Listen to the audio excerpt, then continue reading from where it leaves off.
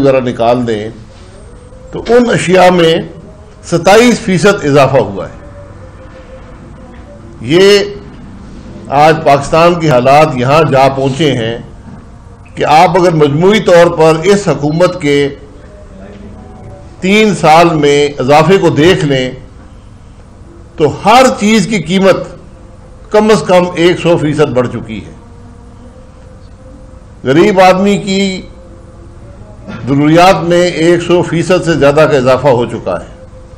ये आज मुल्क के हालात हैं, लेकिन इनके बारे में बात करने वाला कोई नहीं है।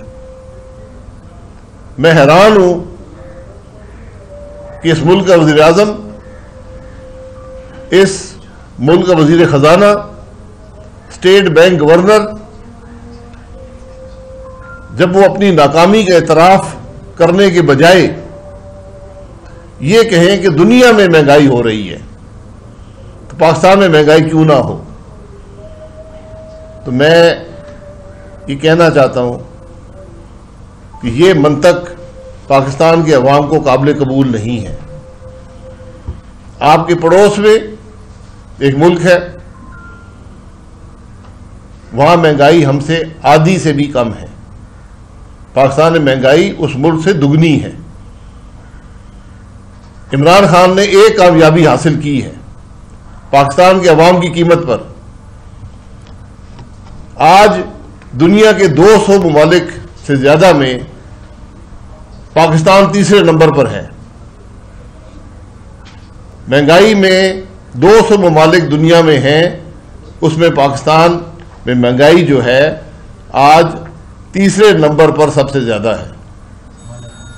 अर्जेंटीना पहले नंबर पर है, तुर्की दूसरे नंबर पर है और पाकिस्तान तीसरे नंबर पर है। इस हमारे इलाके में कोई मुल्क भी पाकिस्तान के करीब भी नहीं पहुंचता, और जिस तरह इमरान खान जा रहा है,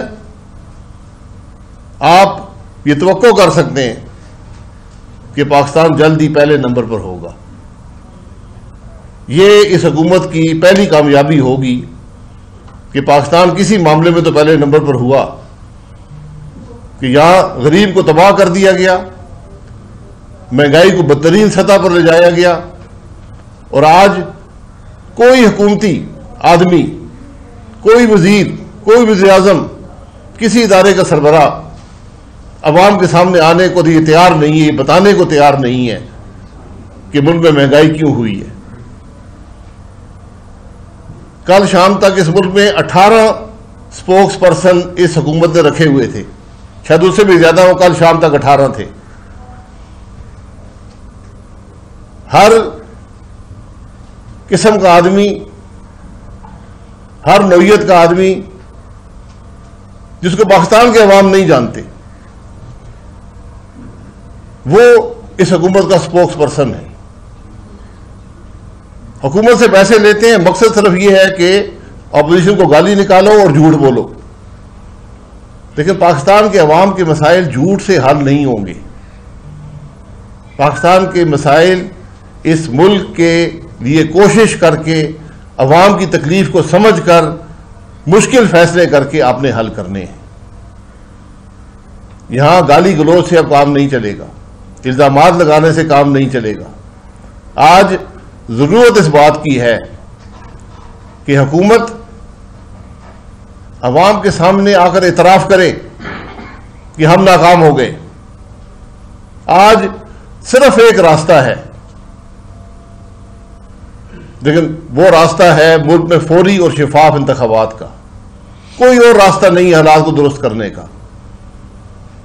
लेकिन फौरी और शफाफ इंतखाबात उस मुल्क में होते हैं जहां हुकूमत जो होती है वो अवाम के वोट से आई हो, जो लोग सिलेक्टेड हों, इलेक्शन चोरी करके लाए गए हों, वो अवाम की परवाह नहीं करते, उनकी नजरें कहीं और होती हैं। वरना जो हालात मैंने अभी आपके सामने रखे हैं, आप घी देख लें, एक साल में 58% इजाफा हुआ है घी की कीमत में। गोश्त देख लें, 20% इजाफा हो गया। आटे में 19% इजाफा, चीनी में 20% से ज़्यादा इजाफा, मसूर की दाल में 28% इजाफा, चने में 22% इजाफा। ये इजाफे सिर्फ पाकिस्तान में हैं, हिंदुस्तान में क्यों नहीं है? ये अफगानिस्तान में भी क्यों नहीं है? ये बांग्लादेश में नहीं है, ये नेपाल में नहीं है, ये भूटान में नहीं है। इसलिए कि जहां पर मुल्क में हुकूमत अवाम की परवाह ना करे वहां यही होता है। अब बात हम सुना करते थे, ये इन्हीं वज़रा की ज़बानी, इसी वज़ीर आज़म की ज़बानी, इसके बशीरों और वज़ीरों की ज़बानी, कि मुल्क में जो इंपोर्ट है वो बड़ी बढ़ गई थी पाकिस्तान मुस्लिम लीग नून के ज़माने में। पिछले महीने पाकिस्तान की तारीख की सबसे ज़्यादा दरामद हुई है 8.1 अरब डॉलर की। इससे पहले इसी हुकूमत के ज़माने में जून में सबसे ज़्यादा दरामद हुई थी 6.3 अरब डॉलर की। पाकिस्तान मुस्लिम लीग नून के ज़माने में जो सबसे ज़्यादा दरामद हुई वो 5.1 अरब डॉलर थी। लेकिन फ़र्क ये था कि उस दरामद से मुल्क के अंदर तरक्की दी गई, उस दरामद से मुल्क में डेवलपमेंट की गई, बिजली के मसाइल हल किए गए, गैस के मसाइल हल किए गए, मुल्क के अंदर सीपैक आया, मुल्क में तरक्की का एक दौर आया।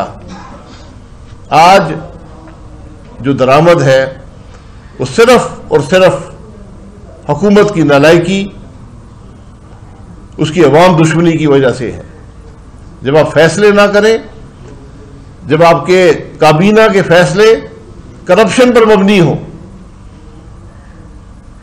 आज चेयरमैन नैब तो खामोश है, उसकी आंखें, मुंह और कान बंद हैं, लेकिन एक दिन आएगा कि ये सब कुछ खुलेगा, ये कान भी खुलेंगे, ये आंखें भी खुलेंगी, और पाकिस्तान के अवाम देखेंगे कि इमरान खान की टेबल पर बैठे हुए प्राइम मिनिस्टर समेत उसके करप्ट वज़रा ने जो फैसले किए, आज उसकी कीमत पाकिस्तान के अवाम अदा कर रहे हैं। ये बदनसीबी है मुल्क की कि ऐसे हुक्मरान हैं जिन्हें कोई परवाह नहीं है, जहां पार्लियामान बंद है। आज जब अवाम को तकलीफ है तो पार्लियामान का इजलास नहीं बुलाया जा सकता। वहां पर अगर वज़ीर आज़म बात नहीं कर सकता कि मैं शर्मिंदा हूं, मेरी गलतियों से आज अवाम तकलीफ में है, वहां के स्पीकर को नजर नहीं आता कि मुल्क के मसाइल की बात भी पार्लियामान में होती है।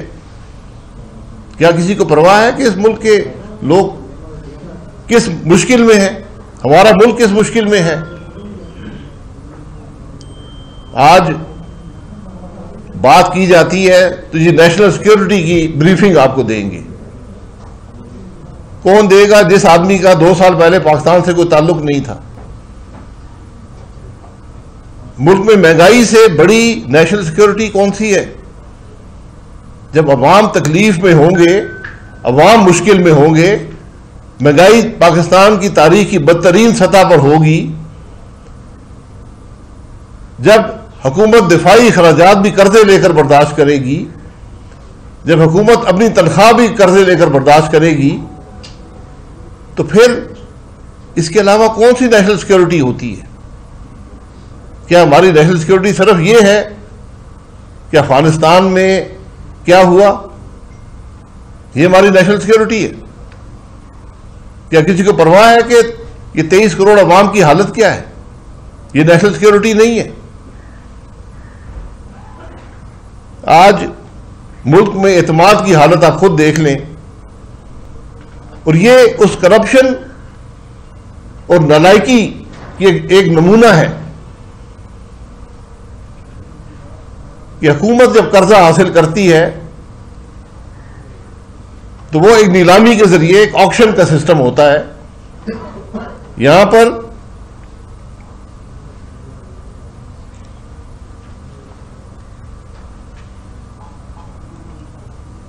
16 नवंबर को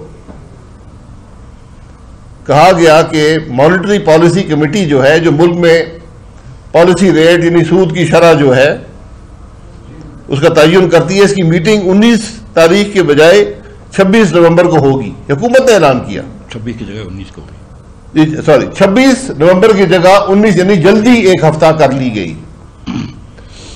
हुकूमत ने 6 महीने के जो कर्जे की जरूरत थी उसको उस पर नीलामी करवाई। 10.2 की सतह पर बिड्स आई। लोगों ने कहा कि हम आपको पैसा देंगे 6 महीने के लिए 10.2% की सतह पर। ये तमाम बिड्स रिजेक्ट कर दी गई थी, बहुत महंगी हैं।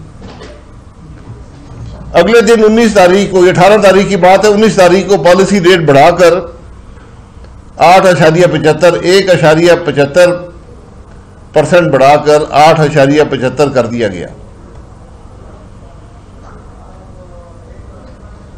कल 1 दिसंबर को ऑक्शन हुआ 110 अरब रुपए का और 11% की शरह पर हुकूमत ने 11.5% की शरह पर हुकूमत ने कर्जा लिया। यानी जो कर्जा 2 हफ्ते पहले 10.2% पर मिल रहा था, हुकूमत ने रिजेक्ट किया, वो आज 11.5% की हुकूमत पर की कीमत पर हुकूमत ने लिया। फायदा किसका हुआ? इस नालायकी या इस करप्शन का ये वक्त बताएगा। ये स्टेट बैंक के गवर्नर को जवाब देना पड़ेगा, ये वज़ीर खजाना को जवाब देना पड़ेगा कि आपने ये फैसला क्यों कर किया और इस फैसले का फायदा और नुकसान किसको हुआ। बात बड़ी सीधी नजर आती है, बात बड़ी सीधी है। फायदा बैंकों का, नुकसान पाकिस्तान के अवाम का। ये अरबों रुपया जो आपको अजाफी सूद में देना पड़ेगा, इसका बोझ पाकिस्तान के अवाम बर्दाश्त करेंगे। और वो अवाम जो आज मिनी बजट के इंतजार में है। आज FBR का चेयरमैन खुद कह रहा है जी मिनी बजट तैयार है, मैं सिर्फ हुकूमत के अहकामात का इंतजार कर रहा हूं। पेट्रोल की जब कीमत बढ़ती है तो हुकूमत कहती है जी आलमी मंडी में बढ़ गई है, जी हमारी चले आलमी मंडी में बढ़ गई है। आपने तो 660 अरब का टैक्स रखा हुआ पेट्रोल के ऊपर। परसों ओगरा ने कहा जी कीमत कम करें, आलमी मंडी में कम हो गई है। हुकूमत ने कोई पेट्रोल की कीमत में कमी नहीं की, 1 पैसे की कमी नहीं की। जो जहां अवाम को रिलीफ मिल सकती है रिलीफ नहीं दी जाती। जहां बैंकों को फायदा देना हो करप्शन करके अवाम पर बोझ डालना हो, वहां फैसले करने में देर नहीं होती। और ये पूरा सिलसिला है जो स्टेट बैंक के अंदर हुआ है।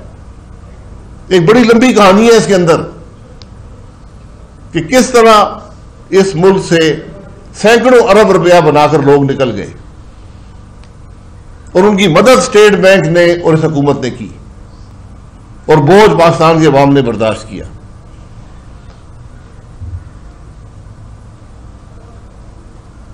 अब ये एक ऑडिट रिपोर्ट भी आई है, उसके बारे में हम मुस्तकबिल में बात कर लेंगे कि ये जो सिर्फ एहसास प्रोग्राम जो है, जो जिसको बिस्प कहा जाता था, अब उसका नाम एहसास हो गया है। सिर्फ 43 अरब की करप्शन इस प्रोग्राम के अंदर हुई है और उसका जवाब क्या है कि हुकूमत रिपोर्ट को रिजेक्ट करती है। यानी जो चोर है वो कह रही थी हम ये चोरी जो हमारी पकड़ी गई है हम उसको रिजेक्ट करते हैं। माशाल्लाह, आज मुल्क का निजाम चोरों के हाथ में है। चोर कहते हैं जी 43 अरब चोरी हुई, हम रिजेक्ट करते हैं जी, वो तुम्हारा मसला है, हमें कोई परवाह नहीं है, हम रिजेक्ट करते हैं तुम्हारी रिपोर्ट को। रिपोर्ट बनाने वाला कौन है? एक आईनी इदारा। यानी ये हुकूमत आइन की परवाह नहीं है, आइन को रिजेक्ट करते, आइन की भी हमें परवाह नहीं है। एक और इदारा भी मुल्क में है, नैब, खामोश। 43 अरब लिख रहा है। ये तो एक मिसाल है, जो कोविड के अंदर हुआ वो तो लंबी कहानी है। ये 100 अरब के मामला तो सिर्फ इस हफ्ते में इस हुकूमत की चोरी के आए हैं, लेकिन चेयरमैन नैब को नजर नहीं आते। चेयरमैन नैब को ये जरूर नजर आता है कि किसी टीवी चैनल पर कहा गया कि वो ECL पर उनका नाम है, या पता नहीं वो ऑस्ट्रेलिया जाना चाहते हैं। अल्लाह करे चले जाए, हमारी इस मुल्क की तो जान छूटे, ये तो चले ऑस्ट्रेलिया उनके लिए, वहां पर नैब के चेयरमैन ही उनको सिखाएंगे। लेकिन उनको ये करप्शन नजर नहीं आई। और कोई पूछता है तो कहते हैं कि हमें कोई कंप्लेंट मौसूल नहीं हुई। तो मुझे तो वो कंप्लेंट्स दिखा दें जो आपको मौसूल हुई है। आज इस मुल्क में एतमाद नैब के इदारे पर यह हो कि एक मजाक है। आज हर रोज टीवी पर नैब का मजाक उड़ाया जाता है, उसके चेयरमैन का मजाक उड़ाया जाता है। ये कैफियत है आज मुल्क की। ये मामलात आपके सामने रखने थे। कोई सवाल जो? हाँ जी, ये बताइएगा कि इतने जो हालात हैं आपके सामने, आपने बड़े जबरदस्त उसकी मंजरकशी की। कल आपकी पार्टी के ख्वाजा आसिफ साहब ने एक टीवी चैनल पे ये बात कही है कि दिसंबर में नो कॉन्फिडेंस जो है वो आ सकती है या आनी चाहिए। इसके बारे में आप क्या कहते हैं? या देखें, टीवी चैनल्स पे हर रोज सैकड़ों प्रोग्राम होते हैं। ये तफ्तीश उसकी आप मत किया करें। सवाल पूछा जाता है एक कॉन्टेक्स्ट में, उसका जवाब दिया जाता है एक कॉन्टेक्स्ट में। मुझसे भी आप सवाल करेंगे, मैं जवाब दे दूंगा। इसमें तफ्तीश नहीं होनी चाहिए। अदम एतमाद पार्लिमानी निज़ाम का हिस्सा है, किसी वक्त भी किया जा सकता है, जब हालात मौजू होते हैं किया जाता है। जी जनाब, बताइएगा कि आपने मसाइल तो बताया कि क्या क्या करप्शन हो रही है सर, इसके हवाले से आप क्या इक़दाम करना चाह रहे हैं, एहतजाज करने जा रहे हैं? PDM की रोजाना मीटिंग तो होती है, लेकिन उसका कोई लासिल मीटिंग नजर आती है? जी आप लासिल समझते हैं? ये मैं कोई सामने बैठा हूँ, ये कोई मुझे शौक है प्रेस कॉन्फ्रेंस करने का? यही अवाम के मसाइल रखने आया हूँ कि अवाम तकलीफ में है, पार्लियामान बंद है, मीडिया आप बोलने के काबिल नहीं है। तो फिर यही आकर अवाम के सामने उनके जख्म पर मरहम तो रखना मेरा काम है ना।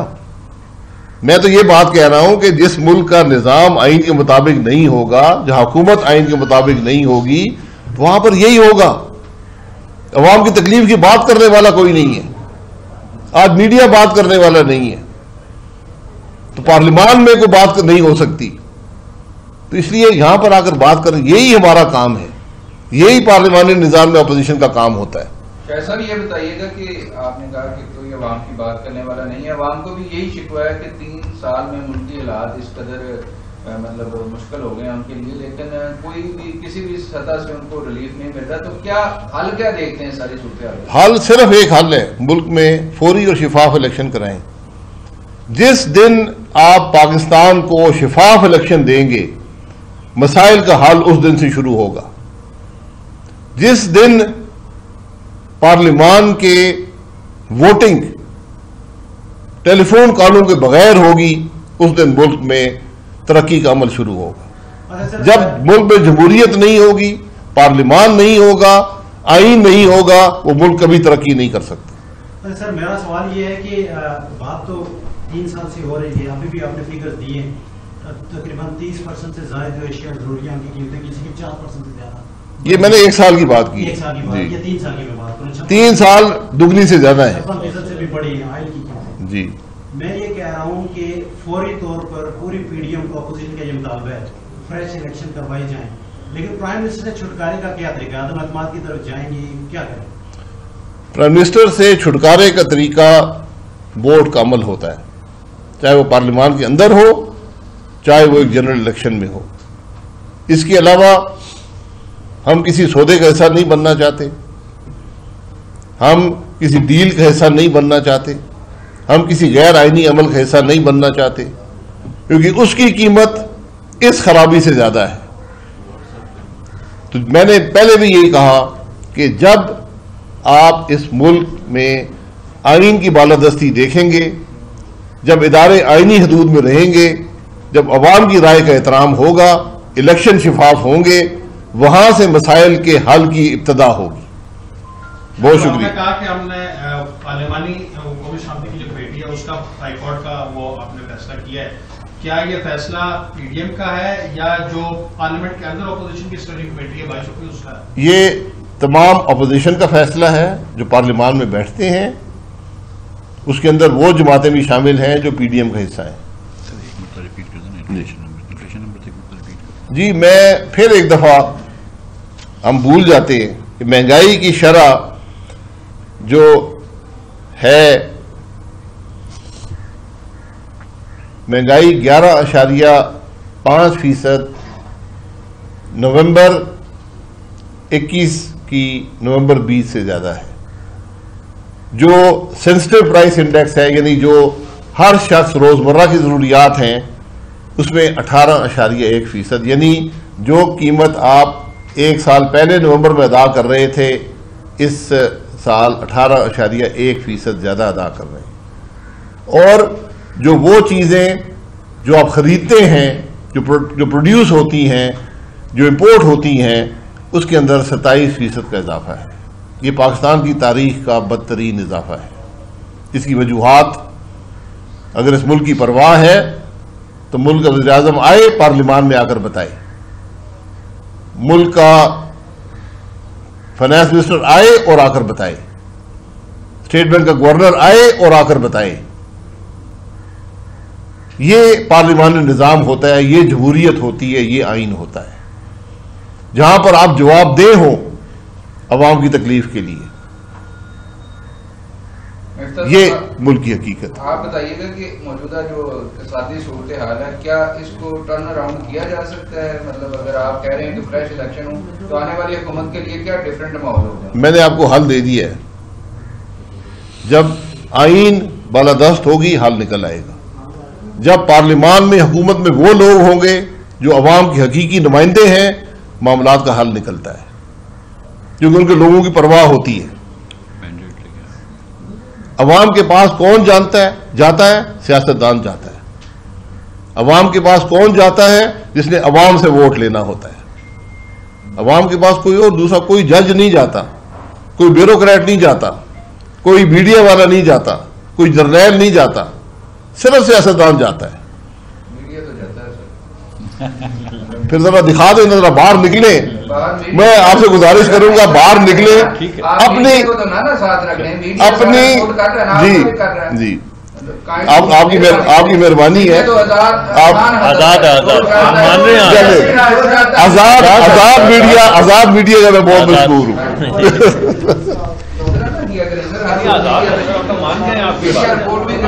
आपने फौरन इस्लाह की है।